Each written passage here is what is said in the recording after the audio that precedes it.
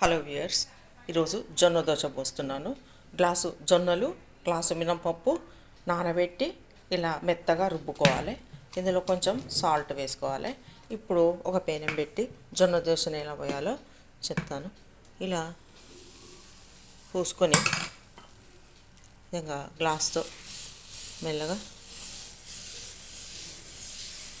గుండ్రంగా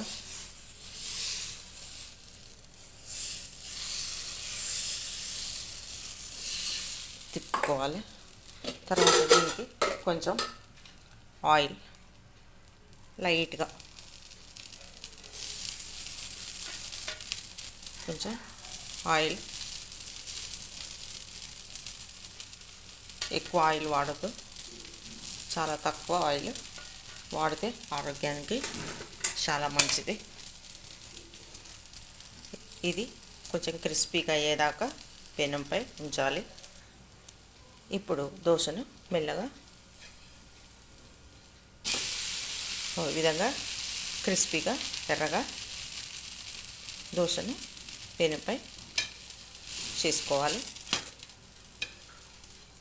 ఇటువైపు కూడా కొంచెం